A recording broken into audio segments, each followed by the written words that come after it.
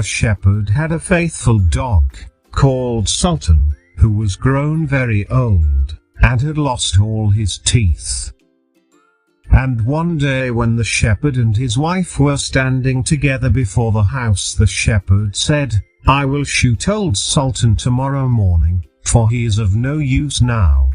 But his wife said, "Pray let the poor faithful creature live. He has served us well a great many years, and we ought to give him a livelihood for the rest of his days." "But what can we do with him?" said the shepherd. "He has not a tooth in his head, and the thieves don't care for him at all. To be sure he has served us, but then he did it to earn his livelihood. Tomorrow shall be his last day, depend upon it." Poor Sultan, who was lying close by them, heard all that the shepherd and his wife said to one another, and was very much frightened to think tomorrow would be his last day. So in the evening he went to his good friend the wolf, who lived in the wood, and told him all his sorrows, and how his master meant to kill him in the morning. "Make yourself easy," said the wolf. "I will give you some good advice. Your master, you know, goes out every morning very early with his wife into the field, and they take their little child with them, and lay it down behind the hedge in the shade while they are at work. Now do you lie down close by the child, and pretend to be watching it, and I will come out of their wood and run away with it. You must run after me as fast as you can, and I will let it drop. Then you may carry it back, and they will think you have saved their child, and will be so thankful to you that they will take care of you as long as you live."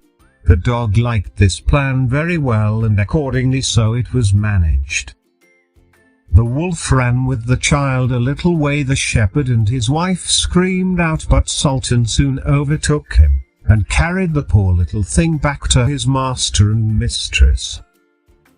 Then the shepherd patted him on the head, and said, "Old Sultan has saved our child from the wolf, and therefore he shall live and be well taken care of, and have plenty to eat. Wife, go home, and give him a good dinner, and let him have my old cushion to sleep on as long as he lives." So from this time forward Sultan had all that he could wish for. Soon afterwards the wolf came and wished him joy, and said, "Now, my good fellow, you must tell no tales, but turn your head the other way when I want to taste one of the old shepherd's fine fat sheep." "No," said the Sultan, "I will be true to my master." However, the wolf thought he was in joke, and came one night to get a dainty morsel.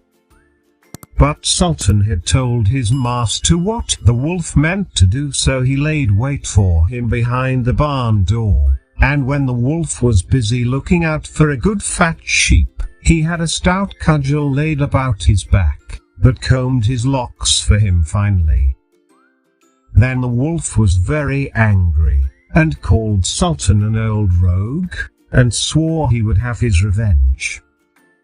So the next morning the wolf sent the boar to challenge Sultan to come into the wood to fight the matter.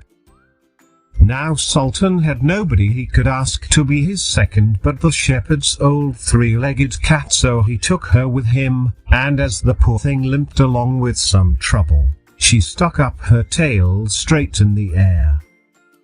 The wolf and the wild boar were first on the ground, and when they spied their enemies coming, and saw the cat's long tail standing straight in the air, they thought she was carrying a sword for Sultan to fight with, and every time she limped, they thought she was picking up a stone to throw at them, so they said they should not like this way of fighting, and the boar lay down behind a bush, and the wolf jumped up into a tree.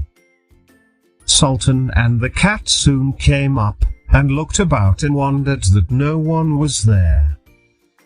The boar, however, had not quite hidden himself, for his ears stuck out of the bush, and when he shook one of them a little, the cat, seeing something move, and thinking it was a mouse, sprang upon it, and bit and scratched it, so that the boar jumped up and grunted, and ran away, roaring out, "Look up in the tree, there sits the one who is to blame."